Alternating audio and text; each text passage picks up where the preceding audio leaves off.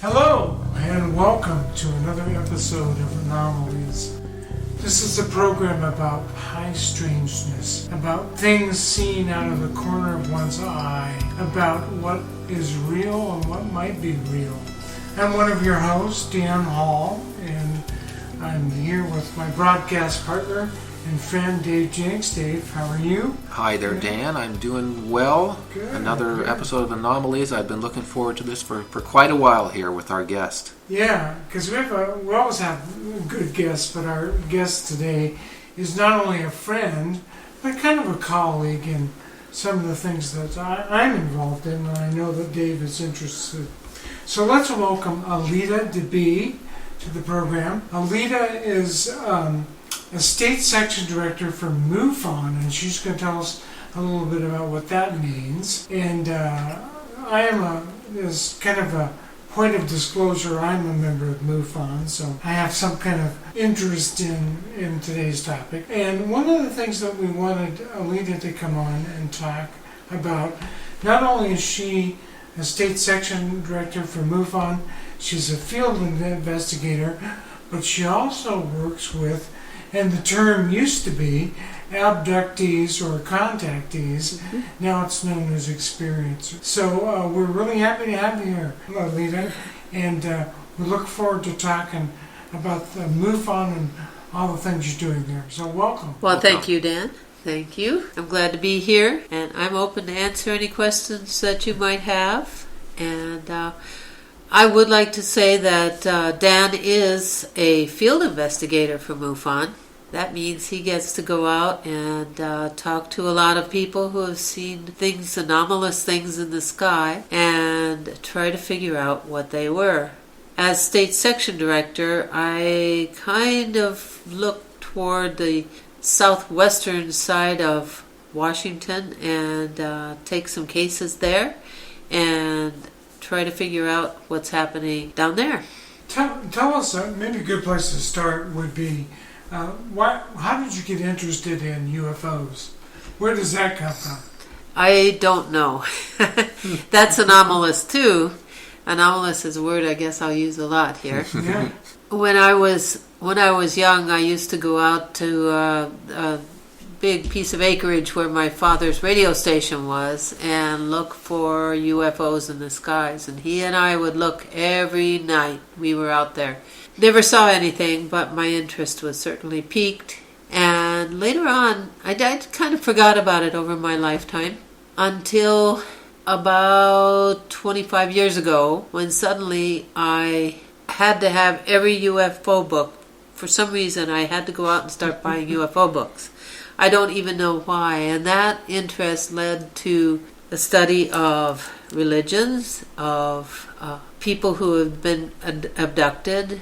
I also was suddenly interested more in geology, in prehistory, especially ancient ruins and petroglyphs. And it seems like one thing led to another. And then I became a member of MUFON and have been immersed in it ever since. And I love it. To me, this makes life exciting. Seems like there are a lot of crucial answers to some of life's more difficult questions, and MUFON provides an opportunity to get at some of those answers. Let's talk a little bit about what MUFON is. Tell us about MUFON. MUFON is 50 years old this year. MUFON was kind of an amalgamation of various groups around the country 50 years ago, where they realized that they would have more effect if they joined forces and worked together to study this whole thing. And what MUFON does is collect as many cases as possible. We try to figure out what they are all about, whether or not these things are man-made, if they are identified flying objects. For example, an airplane that has strange lighting on it. It might still be an airplane, but we need to do the research to find out for sure if it is man-made or if it's a natural weather event or a natural space event or a satellite. There are so many things these could be, and now that we are looking up in the sky, every time we look up in the sky, we see something we may not have seen before, but it may still be something that is not unidentified by the rest of the world, just by that person. So we need to study these things. And actually, a lot of what we do see are man-made objects. We don't know what our military is doing, that's for sure. How does someone report a UFO to MUFON? If they see something in the sky that they think qualifies as UFO, how do you? And MUFON is that Mutual UFO Network? It is. The acronym. Correct. Yes, that I should have said that before. Mutual UFO Network. Mm-hmm. And what you would do is go to MUFON.com on MUFON.org and look at the part that says report a UFO and fill out the form and try to give us as much information as possible. And what happens is a field investigator will call and set up an appointment to talk with the reporter to get the facts about it and then try to figure out process of elimination. If we can eliminate the satellites and eliminate the airplanes and the planet Venus. The planet Venus, that's right. They don't obviously. That's probably something that people report. The planet Venus is a UFO. Well, that's what they always say. But probably not really. Though, because Venus doesn't move. It just sits there, and if you're looking at the sky, you probably know it could be a planet. You're not going to go calling up somebody saying, "I see a bright light." But yes, you're right. Yes. It's always the stock answer from officialdom, right? Officialdom, yes. We do have things that field investigators have to learn an awful lot in order to become a field investigator. One thing that we learn is that sometimes your eyes can play tricks on you too. So sometimes the planet Venus may look like it's moving, especially if you're staring at it for a long time. Your eyes start wiggling a little bit. Mm-hmm. But most people kind of understand that nobody can stare at it too long, I suppose. And I'm sure you focus on the cases that are much more interesting. I mean, you focus your efforts on the cases that are more promising to be something other than a common celestial object, right? It's pretty easy to rule out Venus as one of your very first rule-outs, right?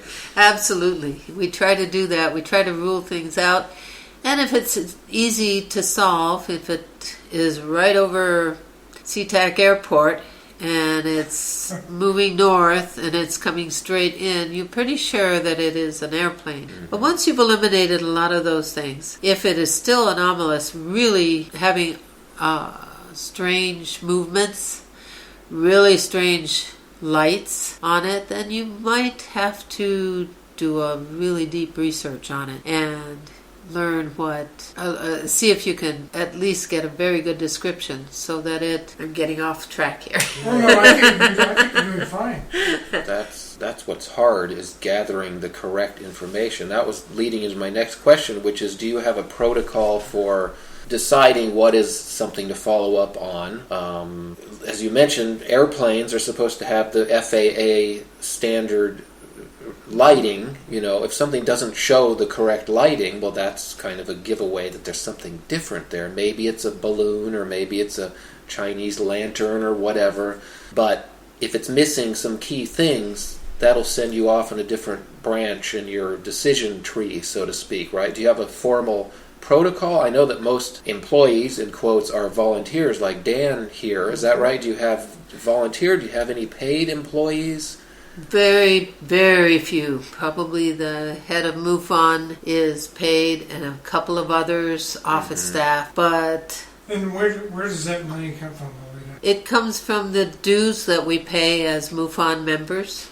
And every once in a while there are some donations. I think there's even a way to give money by buying on Amazon, and the Smile program. Right, brings in somebody. Designate an organization. I do that for a couple other ones. Maybe have to add MUFON to my list. Yeah, make sure you do, Dave. Well, that kind of underscores how difficult it is in general to study UFOs and so-called abductions, because we just don't have the resources to do it, which is why it's probably sort of languished is maybe the right word for half a century. Sometimes it feels like you're churning and not making any progress. Well, obviously you're collecting information, and we have that as a database somewhere, which is always good for science and the future. But what are some of your frustrations in terms of not being adequately funded? Can you talk about that a little bit? Yes. Every once in a while we have what we call a STAR team case. And the STAR team is called out when there's where we've ruled out everything else, and it may even be a close encounter, where the UFO has come down right over a town and many people saw it, a mass sighting, or when there are many of them in an area and you can have several people seeing them and there is no doubt that this was something very weird. Or if there's a crash site, at which case, for example, in Stevensville, Texas, there was a case where a lot of people saw an object. And this sort of a case requires more than just one field investigator. You might have to have a whole team go out to try to figure it out. And I have to say there aren't always answers. But if there are no answers, then you know it's something weird. If you can't find an answer, then it's really, truly weird. I'm guessing that STAR team events are few and far between. Yes, they are. But still, these are still volunteers going out on their own dime to do research. Tools do you use? Do you have access? I mean, in the internet age, now at least some of that has been democratized. The technology, in the way that we each have our own supercomputer in the form of a cell phone in our pocket, has that helped you be able to investigate? Or, and I made a note here to ask you about the so-called YouTube effect. Now that everyone has technology, you can fake almost anything. So what's your opinion on the usefulness of technology, the improvement that it's made in your job, or has it made things just a lot harder now? We're trying to sort through all the garbage that's out there. There is a lot of garbage, and it's hard sometimes to tell what's garbage and what's not until you really investigate it. We have at MUFON some very, very good detectives, in a sense, studying over photos that come in where we can't tell that it's been photoshopped, but they can tell. And I would say it's kind of half and half. The new technology has helped a lot, but it's also hurt us because everybody thinks they can fool us. Right. And in a sense, they're really hurting the whole study of these things because we're really serious about this. We're working on this. We're really spending a lot of our time and our money studying these things over, and there's no use trying to make things up because it may be funny for somebody at the time when he's doing it, or she. But for the people who are really trying to make sense of this whole thing, it hurts us. So technology has had a good and a bad effect on the whole thing. But we're learning to get around that. And I just hope people take it seriously because truthfully, this whole study is one of the most important things to humanity right now because there are so many things we can learn from our extraterrestrial neighbors, and it's about time we started to understand that they are there. It's no use denying and no use trying to fool everybody or make fun of it because it's too important to us. Tell me what you think of this. MUFON seems to be a reaction to a failure on the part of the government, federal government primarily, to deal with UFOs in a straightforward way. It seems like if you go back and look at the history of the government's involvement, you then find things like Project Sign, Project Blue Book, Project Grudge.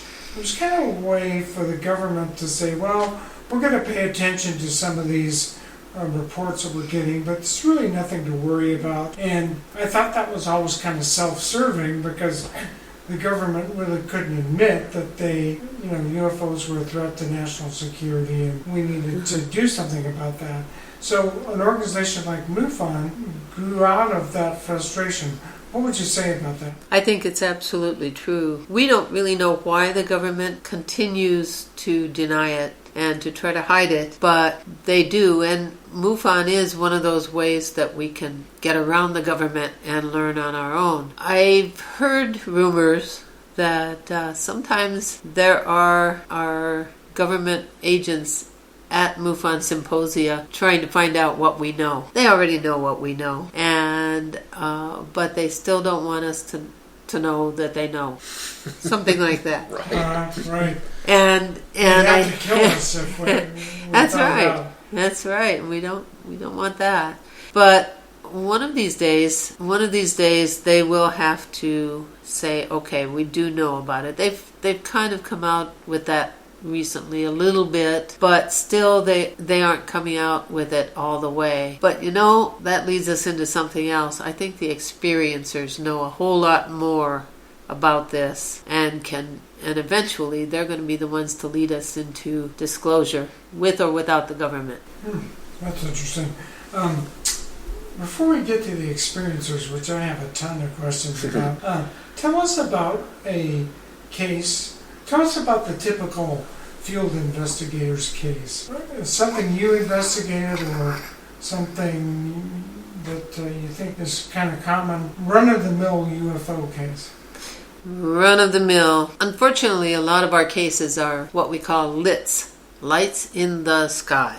And a lot of those can be readily identified as known objects. But for example, a good case that I had one time, it's so hard because there are so many good ones. One of them was where a family was traveling from one city to the other near Yakima, Washington. And the little boy in the back yelled out to his mom in the passenger seat, "Mom, look at that." And she looked up and didn't see anything. He said, "It's there. It's right above the car." Okay, so the father got out of the car and he stopped the car, looked up, and indeed there was coming from behind a huge metal object. It looked like a metal object, and it looked like a patchwork quilt. It looked like it had pieces that were in it that were different than other pieces, almost like a jigsaw puzzle, but with straight edges. And it was huge. The key here is that the object was silent. There was no noise, and yet it was large. It was within 100 feet of their car, up from the ground. And as they watched this thing, they saw strange lights on the side of it. They weren't the typical airplane lighting, and so they decided they'd better get out of there. And indeed, they did. They did. When they got home, nobody spoke about it for probably a couple of weeks. And finally the father remembered it. It's like it went out of their minds. All of them went out of their minds. The father called MUFON and said, "I need to make a report." And so we explained to him how to do it. And he did make a report, and we talked to him extensively. This was an unknown. It was not one of ours. We're almost certain. You still can't be sure because our government has... I'm not sure what the military is doing. The military, even the military isn't sure. Yeah, they're not even sure. I called one time to talk to the fort here and asked them if they had helicopters in a specific area of the state that were flying low over the houses. And the person that answered said, "Ma'am, we don't know where half of them are anyway." Which really gave me a lot of, I was very comforted by that.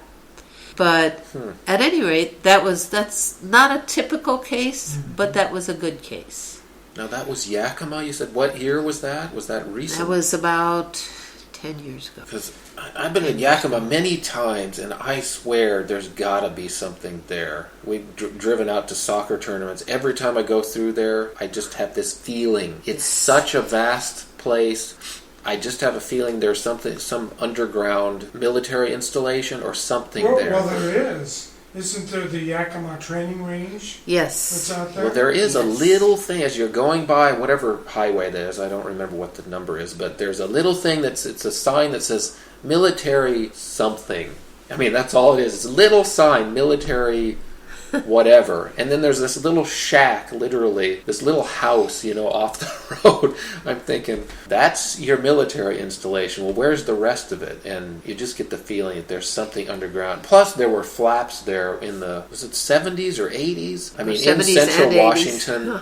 Central Washington has kind of been a hotbed at certain points. The Hanford, nuclear Yes. range, I'm sure, has been under watch and all that. But it's interesting that you said Yakima, though, because in this state, that's the one thing to me that stands out. There's something going on out there. The one thing that I notice as a pattern is, and it's kind of a which came first, the chicken or the egg sort of thing. Are UFOs attracted to military installations, or are the Nuclear power plants? And nuclear power plants, or is it our craft that we're practicing with, and that we're actually back engineering possibly?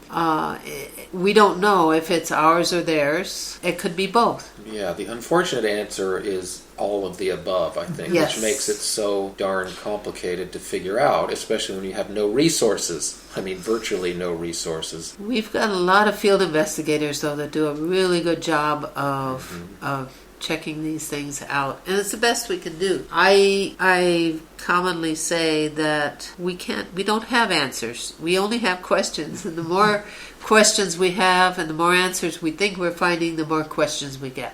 What causes a person to report or not report a UFO if they see one? What's your thought about that?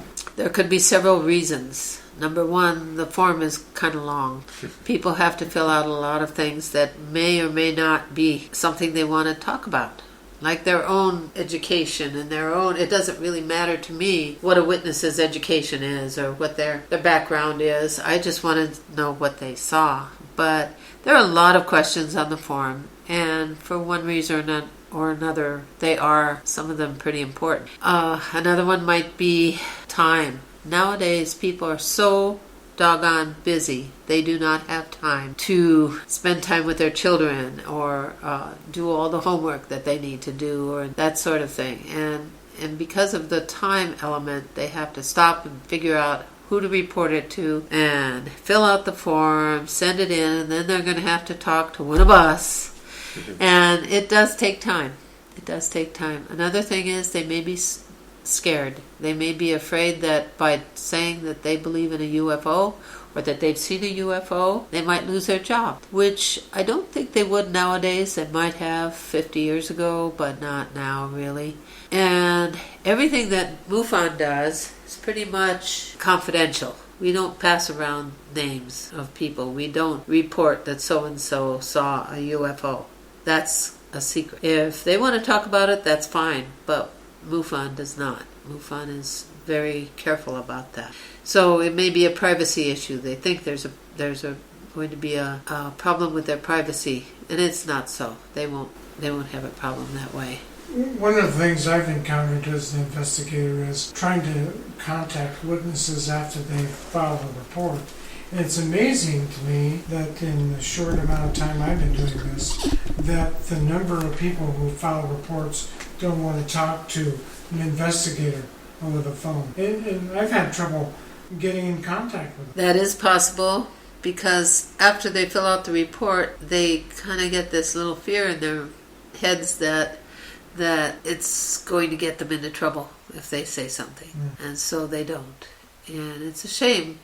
But the media and the government have been complicit, I think, in making it seem like we should all have tinfoil hats and we should all worry about our jobs. Well, it isn't so. I did not run into trouble working for government and saying that I believed in UFOs. In fact, a lot of people came to me and said, so do I. So and some of them told you their stories about their own encounters. Many of them did, and I've been very enlightened by that. It's not something to be ashamed of, because it's not in your head, it's out there, and it's happening to everybody. It's happening to a lot of people. If it hasn't yet, it might still, and then you'll realize just how real these things are. So let's talk about experiencers. Now, the first time I talked to you about this subject, I used the term abductees or contactees. You said that's old school. That's jargon that's not in use anymore. So talk about the change in how the experiencers' events or phenomena, why did that occur? Why are they calling it by different names? Maybe two reasons, Dan. Years ago, in the 1940s, people were being, and before that, people were being abducted, taken out of their rooms and taken into a ship, and things were done to them which were not that pleasant. That's for sure. Those were abductees. It seems like back then there was an agenda which included trying to get DNA samples or eggs and sperm from abductees. Why, we don't know. Possibly because they were afraid that the humanity was going to be hurt in some way and they were going to need to reseed us someplace else or save the human race.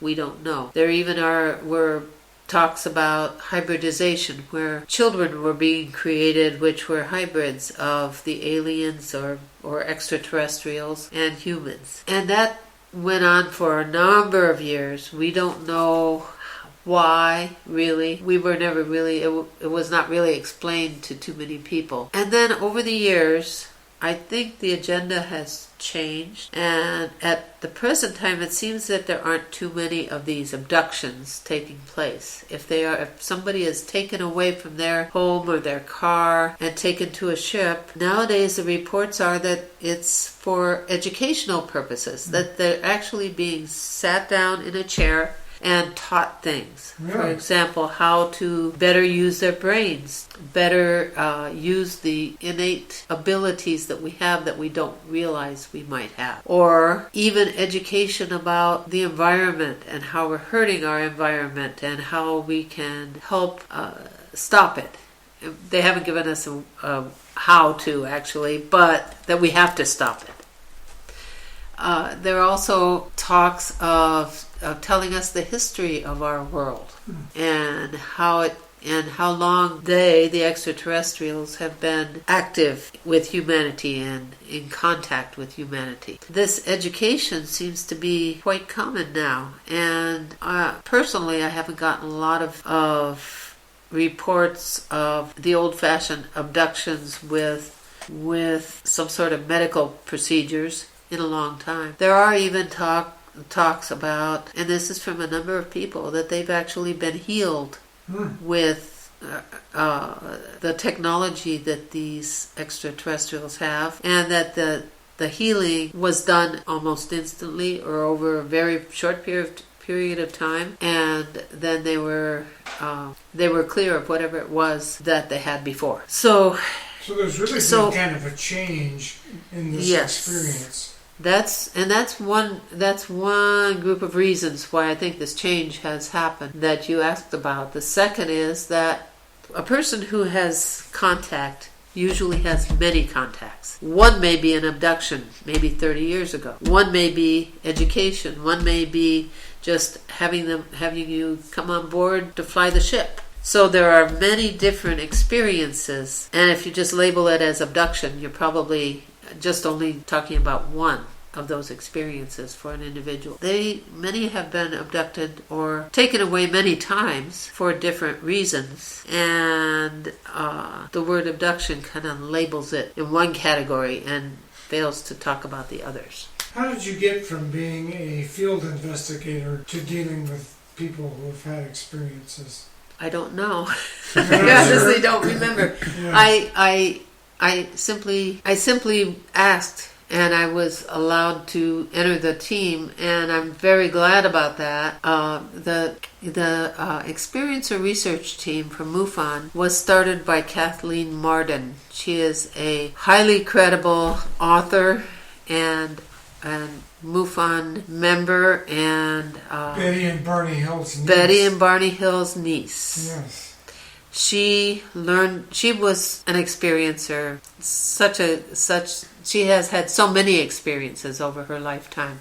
And as we know, this does run in the family. And she talked to MUFON a lot about trying to set up a team to study this phenomenon. And for a long time, they said, no, it doesn't really exist. It's not that important. But she insisted. And finally, they allowed her to do that a number of years ago. And she did. And I was one of the earlier members. We now have about 25, I think, just about 25 members who are trying to figure this whole phenomenon out, and it's great that MUFON has come around to accepting it and studying it, and it's the most fascinating part of it, of the whole subject, I think. So it's my understanding that you facilitate a group of experiencers. Do you do that through MUFON, or do you do that some different way, I think? Yes, I do it a different way. I just set up a group down in Vancouver, Washington, of folks who are experiencers, and we are pretty careful about whom we allow into that group. And it's being only for experiencers. It's not for reporters or those who are just curious about it. We try to keep it fairly pure that way, and so that a person's privacy isn't in danger. And there's no way of guaranteeing it. Into the group? How do you advertise the group? Well, we used to be a member of MUFON, we used to be a part of Meetup Group, but that got to be a little expensive for me. And so right now, it's pretty much word of mouth. And folks from MUFON, field investigators from MUFON who know that there's a person in that area who could be an experiencer will call me up and say, I have a person who might want to join your group. And at present, I think it's important to keep it small. I don't want a lot of folks in there because it's hard to really tell your story if you are in a group of 30 people. There's no time in 2 hours to talk about it very much. How many people are in your group? Right now we've got about 15, and generally about 10 come every time. It varies, and depending upon the season and whether they have vacations or that sort of thing. And they are very serious about that. We discuss theories, we discuss experiences, and one thing I should say, when a person is an experiencer, quite often there's a block in their brain about remembering some parts of this. Now, whether that block in the brain was put in by our own psyches wanting to protect us from the fearful parts of this, or whether it's the ETs that have put that block into our heads so we don't remember it. But as they talk about it, as they get together and talk with each other and learn that they're not alone, and they begin to go through their own experiences in their minds, they will get memories surfacing of things that have happened to them and that they may not have put a piece together before. So they start to connect the dots. So I have to. You've opened so many cans of worms. I'm just like trying to. You want to go put them all back. And I'm thinking of what I like to call the Richard Dreyfuss mashed potato moment. Remember in Close Encounters of the Third Kind, where he basically gets obsessed with figuring out the answer to this problem, and he's building Devil's Tower with this mound of mashed potatoes. So that mashed potato moment, you kind of described your own, how many years, 20-some years ago? I kind of had the same feeling. It was about the early 90s when I just became obsessed with this stuff, sort of out of the blue. I mean, I was always into astronomy and, other things that were kind of fringy or whatever, but it was a moment where I listened to heard a radio show in the middle of the night in Seattle, and it just got me on this never-ending, boy, I got to figure that out. I got to learn about that now. Now I got to figure that out. Now, and pretty soon I was obsessed. For Dan, I think he was born obsessed at this mashed potato moment because he's always. But so my question is in relation to the experiencers. It seems like a lot of times they are individuals who had no interest, and all of a sudden just they were chosen, or this experience happened to them. And a lot of when you read in-depth accounts a lot of them struggle mightily with their new reality. Like Whitley Strieber, of course, is one of the prototypical, although I don't remember if Whitley was interested in such things before all his experiences came about, but it seems pretty typical that people are not necessarily interested in UFOs or aliens or even pondering those things, and then all of a sudden it's become their new reality. What percentage of people that you come in contact with are, have their moment, and what percentage, are just out of the blue it hits them? And do you think there's any method to that madness, assuming that these are ETs driving the thing, which I'm not even sure of, and I want to talk about that next before I forget. What is your feeling about that mix? I think probably at least 70% of the people have come to some point in their life where they have to have some mashed potatoes. They have to, for example, I've talked to hundreds of experiencers. Some tell me, they say, Aleta, I have to know about binary code. I'm learning binary code, and I don't know why. I have to learn binary code. Or I have been studying for months now about ancient archaeology and the possible ET involvement with the ancients. Or there are so many other things that people come to me and say, I have to learn about this. I don't know why, but I have to learn about it. And they don't know where that comes from. I don't know where it comes from, if it's implanted in us. But it's not always the same things. There are people that want to learn about ancient religions, people who want to learn about the petroglyphs. I think that we're all putting together the dots that might lead to our actual reality of our history. Could it be like a genetic awakening is a way to describe it? Something that's really hard-coded in humans at some point, depending on triggers maybe or not, that people awaken one by one. I know that Dan and I have had many conversations where we just bang our head against the table thinking, why aren't people interested in this stuff? Why are we obsessed with it? But other people are just going along with their lives. They never spend a second, thinking about UFOs or aliens or crop circles or anything else you want to get into that's of this, these genres. And it has driven me and Dan, I know, crazy for a long time. I was naturally crazy. But, it just made you crazier, that's all. Crazier. It's been hard to accept that maybe there is a timeline that other people... But you're always constantly checking yourself, too. It's like, am I the crazy one? For nobody else seems to care. Why am I the one who's upset? Why did I write a 500-page book on this? And Dave did. And I did, because I was so obsessed with it. I had to put it into writing, and I was obsessed. I was doing my best Richard Dreyfuss, impression through that whole thing. It's just my spare time. I got to do that, just like you're saying. Something trips, and so it's fascinating to try to figure out what caused that. Can you track it down? What was the trigger for that or not? And you would have a unique viewpoint on that because you've talked to people who've gone through that. Yeah, from my own experience, I'm kind of like you. I listened to, in fact, I can remember the exact place. I was in Eugene, Oregon, and I was in a motorhome. We were doing a trade show, my daughter and I. She was about 8 years old, and Coast to Coast came on.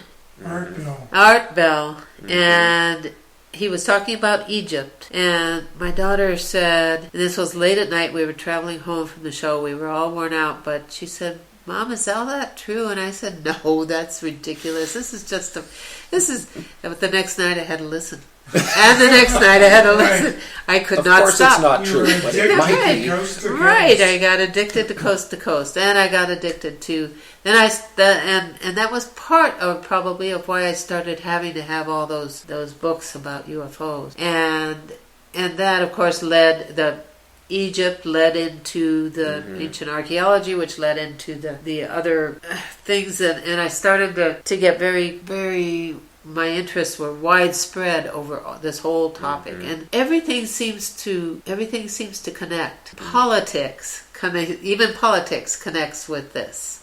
The UFOs, the Native American traditions, the traditions from all over the world, the sightings that we have, there are so many things that I just don't understand, but they somehow are all connected to this. Even the paranormal and Sasquatch has been in some of these UFO stories. And there are some people that have had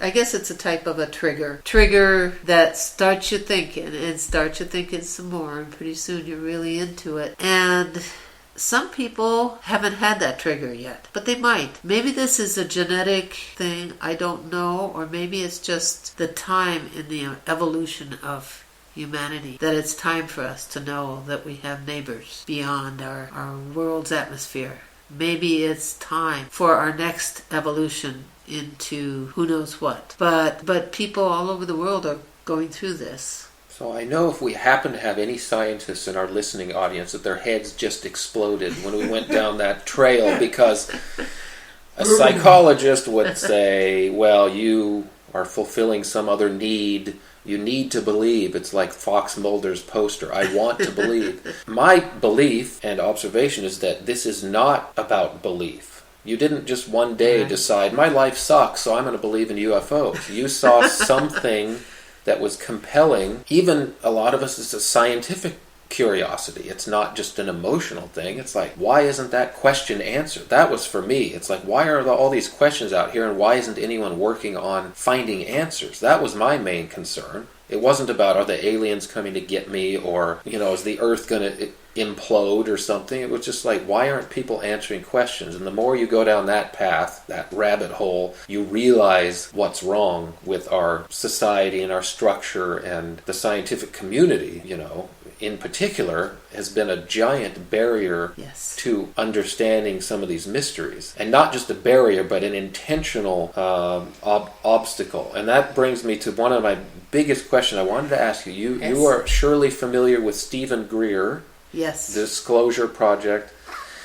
And of course Linda Moulton Howe. And I put them, at least in the experiencer abductee realm, I put them kind of on opposite ends of the spectrum, because Linda says these are essentially helpful beings. Well, no, I just flipped the spectrum.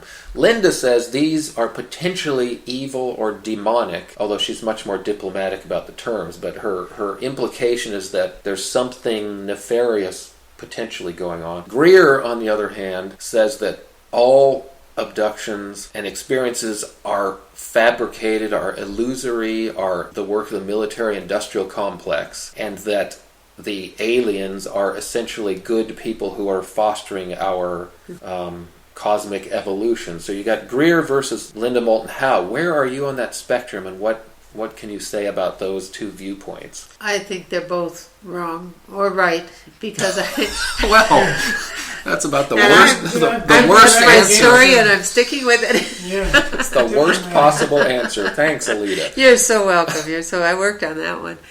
No, I think that just like humanity, there's a wide spectrum of people, and I think there are a wide spectrum of different entities in the universe. There are helpful ones, there are neutral ones, there's those that are against us or against each other. I think that just because they have higher technology does not mean they have higher morals. Some do, but some don't. I believe that as far as humanity is concerned, we have our allies, we have our enemies possibly up there. I say up there, and they may not be up there. They may be inside the earth. They may even be under our oceans. They could be in different dimensions. All of the above.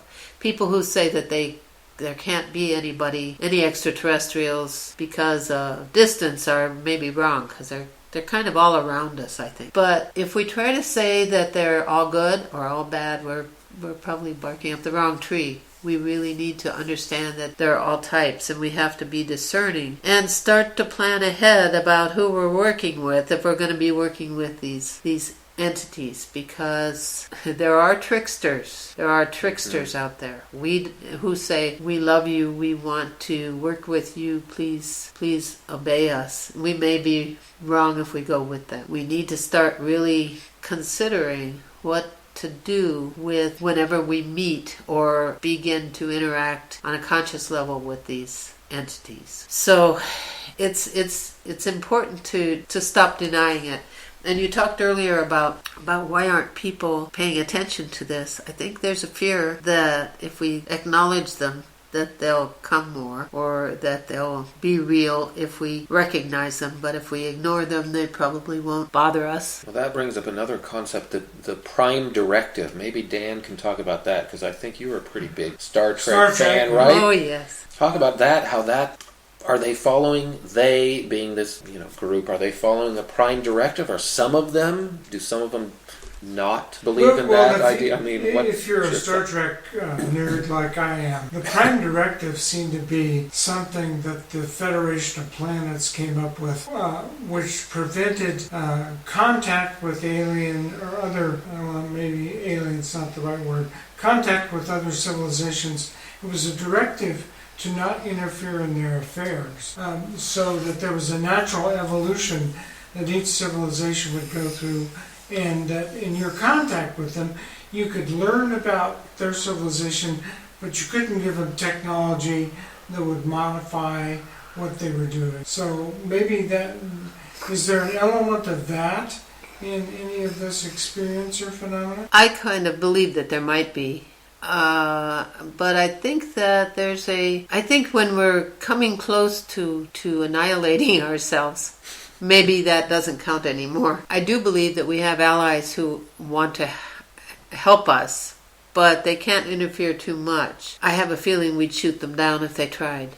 So they're on touchy ground out there. Shoot first and ask questions later. That's the way. When we're considering the spectrum, and I tend to believe, what you said, that the quote aliens are like other living beings, namely humans, who run the spectrum from as evil as you can imagine to as godly and saintly as you can imagine, and probably there are different motivations. We tend to think that ETs are so highly evolved that they don't succumb to the same sorts of needs and motivations that humans do. And I have to admit, over the years, and Dan, I've talked about this a lot too, is that I used to be up in arms about the government keeping us from knowing about these things. It's like, how dare they, but over the years, I have to admit that I've come to see that side, because I don't know how you would make a public announcement, assuming you even knew everything, and I'm not making that assumption. I'm assuming that almost nobody, no matter what level of power you're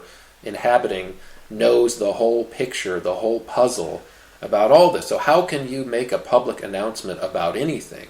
You can't, and then when you have to end it with, and by the way, we're powerless and helpless to protect you from this potential threat, so have a nice day, sorry about the last 80 years of lying to you, but,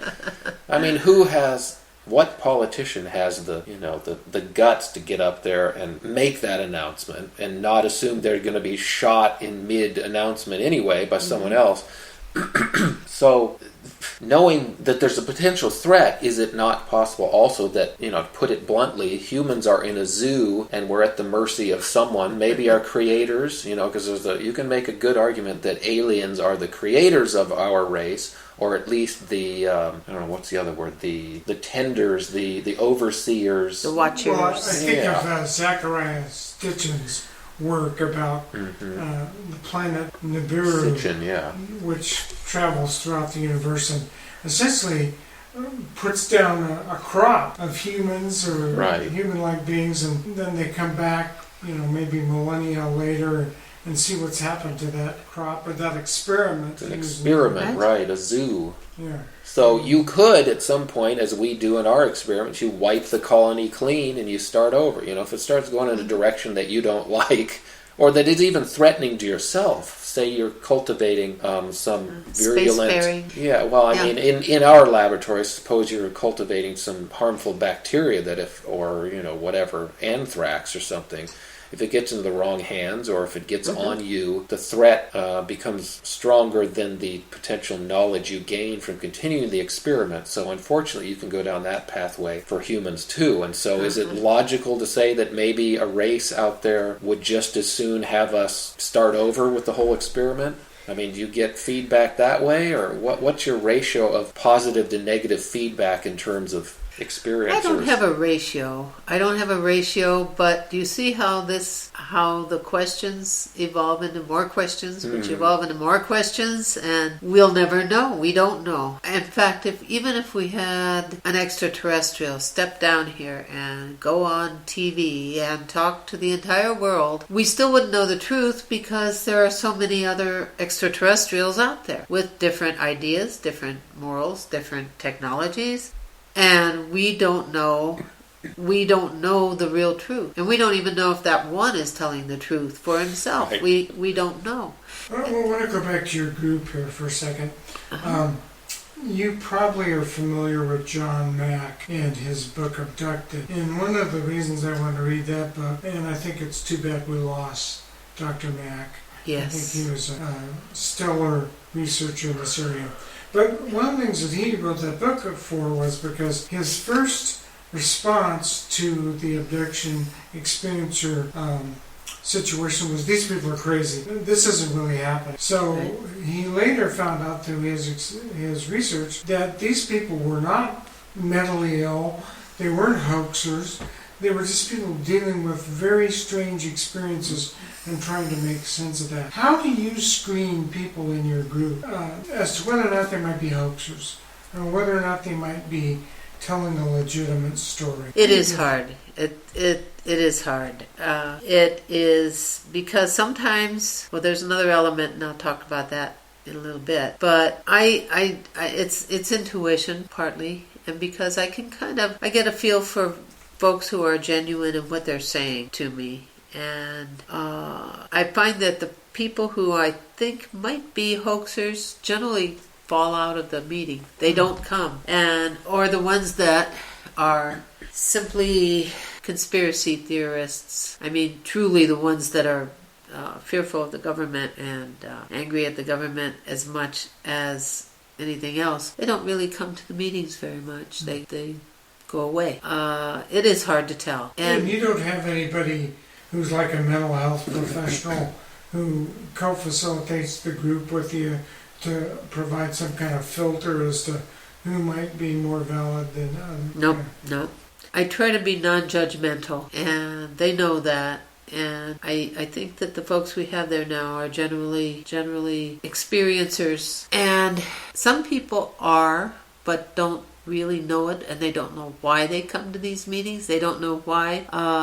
There are meetings happening all over the world, really, of experiencers. And I think a lot of people deep down inside know there's something that's calling them to those meetings, and they don't know what it is. And I think they're truly experiencers. They just don't realize it. Tell us about, I'm trying to phrase the question, tell us about some of the experiences that the experiencers have. Okay, let's see. People, there are some, and I've heard this from a couple folks, it isn't just one, that they found themselves outside in the middle of the night. Whitley Strieber went through this. Outside in the middle of the night, not sure why, but they felt they had to go to a certain park, for example. And then they realized that there are lots of kids there. Lots of kids. Some they know and some they don't know. Some of different races that they've never seen before. And all of them get onto a bus, for example. They might get on a bus and go someplace. And they don't know where they're going. They don't know why. They're just there with these other kids and they go. Well, it could be a screen memory for a craft. And later on they have seen that same kid that they met on this craft or on this bus or on this boat. Sometimes it's a boat. And the two recognize each other. And that may be the trigger that reminds them that they were someplace in the middle of the night, going someplace without their parents. The parents didn't know. That's kind of one really interesting experience that a number of people have had. These people have had that similar experience? Yeah, there have been several. And that's kind of interesting, but Whitley Strieber talked about it in his book, The Secret School, where he rode his bicycle many nights down to the what do you call it? There's this kind of a slough that goes through San Antonio. And they would meet under a specific tree, and they'd sit there, and there would be this nun that would talk to them and tell them about the beginnings of the earth and what it looked like in the beginning and how it was formed, and discuss various scientific things with them. And they would sit there and learn. They'd sit on the stumps and sit there and learn, and he realized later that was not a nun, and he shouldn't have been riding his bicycle in the middle of the night. So we're going back to the screen memories. This was some kind of non-human being, but they presented themselves in such a way so that they were less frightening. They appeared as a nun. Yes, it's called a screen memory or a shapeshifter. Some people call them shapeshifters because they actually are a specific type of extraterrestrial who looks like something that's more comforting to the child or to the adult. People who go down the street and see a herd of deer in the road, and it stops them because the deer are standing there in the road, and so they stop the car and they end up someplace else, and it's not deer at all, really. Or owls. Owls. Have you read the owl book? Boy, that one. McClellan, that's really a good book. That's compelling, yeah. Very definitely. I tell you my experience. Oh. I ordered it because I think it was Richard Dolan talking about it. Really recommend it. I like Richard Dolan a lot because he's very straightforward. Matter of fact, I mean, he could be talking about the craziest thing in the world, but he still comes across all, as a professor, just let's talk about this rationally and consider it instead of crazy. But he recommended that book, so I ordered it. Mm-hmm. It came on my Kindle. I ordered the electronic version because it was quicker and I wanted to read it quickly. But my Kindle was out of batteries, so I had to charge it up. I was like, okay, well, I'll read it after. I'll read it tomorrow. I think I charged it at night, and so I went to bed. Or I was lying. I didn't go to bed yet. I was lying in bed. All of a sudden, I hear this owl just. As clear as day, like it was sitting on my rooftop. My window wasn't open or anything, and I just hear this owl just hooing away. It just hooed a few times, and I was just like, interesting. I've never heard an owl here before, really? especially not one that was almost in my room. But then it stopped, and that was it. And the next day I read all about owls and how they're portenders of, that's a word, potentially of great doom, unfortunately, but also of other things. And, when those sort of synchronicities happen, you kind of aren't sure if I'm sure I was awake and whatever, but in hindsight, you think of those things and you're just like, whoa, that was really a synchronicity, wasn't it? And so, further complicating this whole thing is that, as you described, people go into these dream states. It's almost like a dream state. There's no time in your regular waking life where you just find yourself in the middle of the night, riding your bicycle with a bunch of people you don't know. That's just not normal. A thing that'll happen in your real life, but it's the kind of thing that always happens in your dreams, and you assume everything's fine until something bad happens, or until you wake up and go, oh boy, that was weird. So, given that a lot of this stuff happens in some sort of dream-like realm, what does that tell you about the true nature of what's going on here? Or does it give you hints about anything? It tells me that we don't know what the true nature of anything is. Mm-hmm. And there's something about our brains, our minds, our hearts that are connected to each other and also maybe connected to other dimensions where things happen to us. You mentioned the word synchronicity, and that's really big in this field, because a lot of folks who have had experiences have also had synchronous experiences that happen afterwards that put them in specific places to meet certain people or to talk about certain things or learn certain things they never would have thought about before. And things happen to them at really odd times like that, and you just wonder if there's something behind it. Is that a violation of the prime directive that we talked about, or do you think that's just kind of the universe? Dave, you should be a Star Trek fan. Is that just the universe or us connecting things in a realm that's not limited by the usual physics of space and time that we're used to? That sounds like the way I feel about it. It's just making connections, punching through dimensions, if you want to put it that way, to connect things that are non-local, that are present everywhere. You just have to connect them. Under a certain set of circumstances, you can make that connection. Is that what the aliens are trying to show us, do you think? No, I think they're part of it. I just think they're part of it. A lot of times, people who have contact with an ET also have contact with ghosts or spirits from other realms or animals that are not real or other dimensional things. It seems to be connected. There's something about it. Maybe we are in our evolution here punching through into other dimensions more often. Things are happening that show us that our 3D reality, the Seahawks may be good, but that's not our only reality. But Actually, how important are they?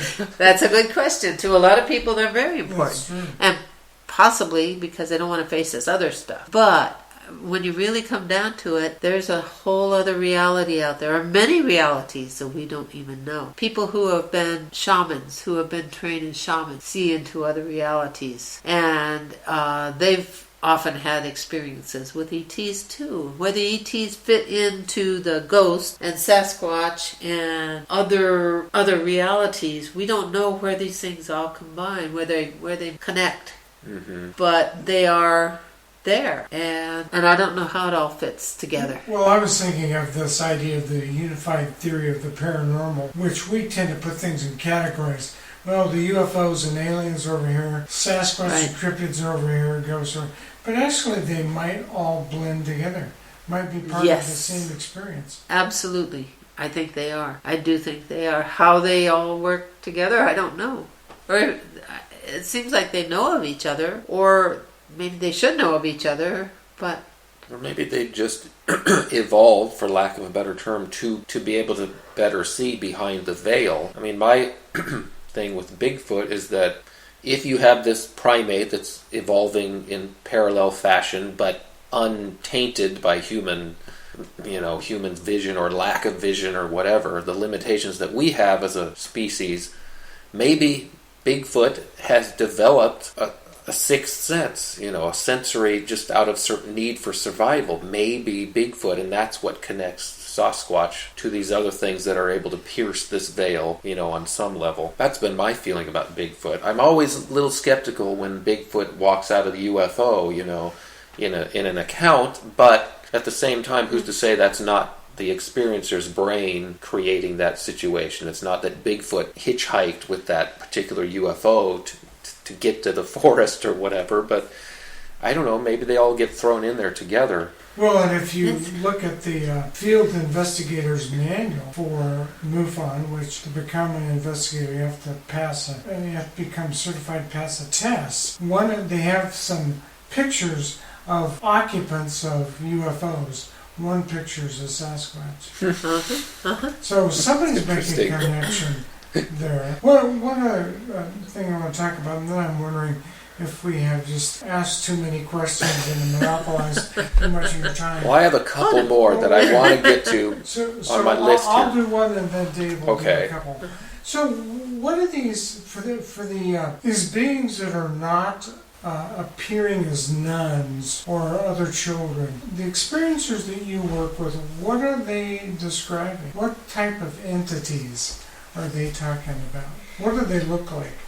There's the typical gray, who's 3 to 4 feet tall and has very large almond dark eyes. Usually he's pretty gray. Very smooth skin.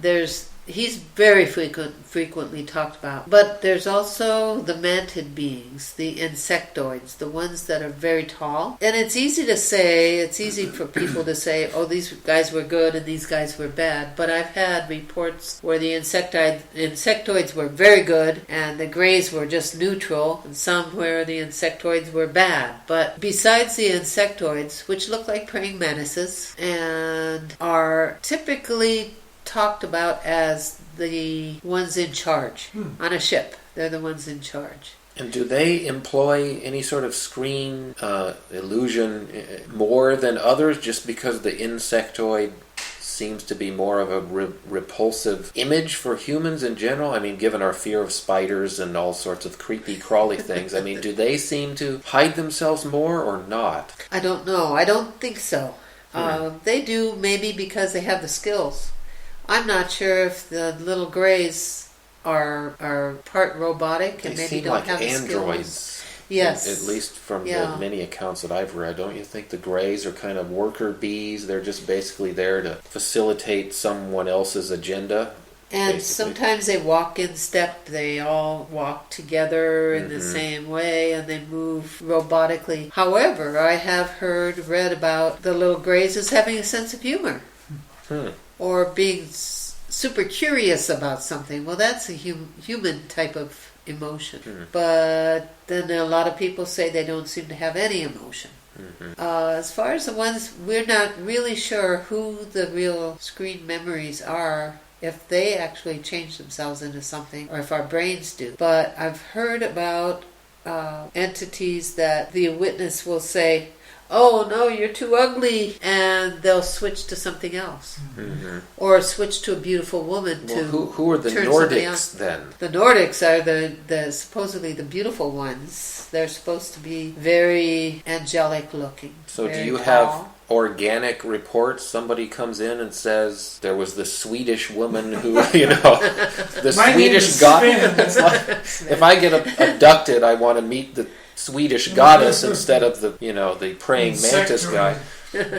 The only problem that I see with all this is you can't tell by looks. Yeah. You can't tell if they just look beautiful. Doesn't mean that they are. No, it's just like It comes anything down else. to a feeling then, that I assume that the experiencers, they have a gut feeling about certain things and they're able to convey that to you. Is that true in most cases, or are people just so confused by the vision, the imagery, that they don't know what happened? Generally, if they have this horrible looking thing coming at them, they're going to be scared to death no matter what. But they will say, "I had a feeling of warmth from this entity," or "I had a feeling of malice, and I didn't want him to come close to me." They even have feelings like, "This one seemed like a female, this one seemed like a male," because of the way that they dealt with the witness.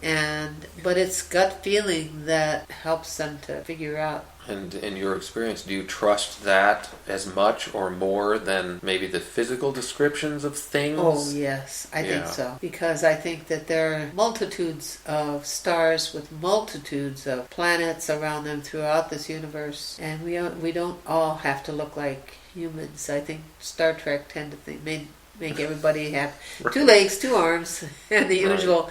But they don't all have to look like humans. And I don't think we can tell by looks who to trust and who not to trust. It's going to have to be intuition, because that's really all we have. If they can change shape, or if they can fool us in those ways, how do we know? We can only tell by our own intuition. And even that may not be true. See, there's so many questions. So did you have more? No, I was to going your to say, question? did you want to ask more questions? And yeah, we'll do take you- the lead off the hook here. Find something that the experiencers have in common? Is there anything through your talking with hundreds of them that makes you go, okay, I believe that person, or I could see that coming, or something like that? I can never see something coming. Okay. I'm always surprised by the variation of things. The people who are taught wonderful things by these entities, the ones that are scared silly because of them, the ones that are hurt by them, or traumatized, or put back. You think that these creatures or entities or neighbors or whatever we want to call them are so smart, but sometimes they put them back in the wrong house. They put them back with different clothes on that they didn't have on before. That would be a shock. That's a what's lot of just- shocks. Yeah, it would, and you'd think, do they make mistakes? I guess they do. It's just so mind-boggling to think that there are these so-called, or at least we're perceiving to be, advanced races. And one of the things that's always bothered me about these reports is that how long do these alien races need to conduct this experiment? If they're 1,000 or 1,000,000 or 1,000,000,000 years advanced, do they really need to be jumping out of their spacecrafts and collecting some soil samples, for a half a century? There has to be some show in that, some deception, obviously. And even the collecting DNA samples and whatever. I mean, even humans these days, we can remotely do so much stuff medically. We don't have to invade a body to retrieve some sort of specimen or whatever anymore, even in 2019. So why do these creatures need to conduct these sort of barbaric experiments and things like that? So it just, to me, it feels like a big show, and just the trickster element that you've mentioned. Mm-hmm. And I know there's no answer, but boy, you gotta wonder if it's just a big trick that's being played just to mess with their minds and see what happens, you know. It very well could be. It could be. Or it could be that there are different ones doing it now than did it years ago. You know, it may be a whole different selection of entities coming to visit. We may be a tourist trap for a whole bunch of... Maybe. Let's go to this human zoo today and see what those crazy... Let's go laugh. Primates have some comedy routine down there on Earth. The fact that a lot of folks used to report pretty awful things going on, and I have no doubt that they did happen, but not as many now, and I don't know why. Is it changing? Is it softening? Have they gotten all the samples? We as humans don't even know what's on our own Earth. We're discovering animals we've never known before. We're discovering all kinds of animals and plants and things in the ocean that we had no clue even existed. And we've lived here for centuries. These guys have a lot more technology, but maybe they just needed to look in different places. You're right, there is no answer. They're just more questions. Well, here's a kind of a parting question to ponder, and you can answer this, or we could just leave it kind of as a rhetorical question. Why do we need to care about it? Why should this be important to us? I believe it's the most important thing. I feel like the rest of a lot of our existence is trivial compared with this, because this has to do with our beginnings, possibly our end, our development. I believe it's been going on for eons. I kind of have a hard time believing that we just came from amoebas and developed on our own without a little bit of tweaking. And I think the tweaking has been going on for a long, long time, and tweaking will continue to go on. I don't know if we're improving. I hope we are.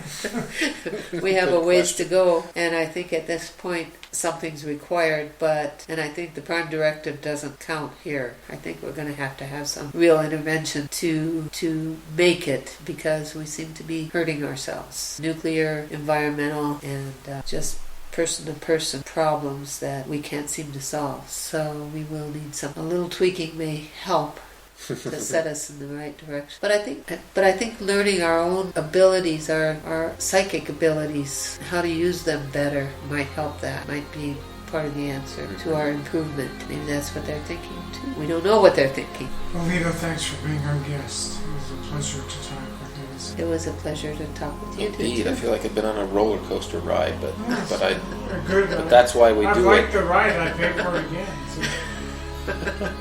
It was fun, and hopefully we'll get to talk to you again. When you figure it all out, you can come back and let us all know the secrets to the universe. It may take eons. I'll work on it. Good.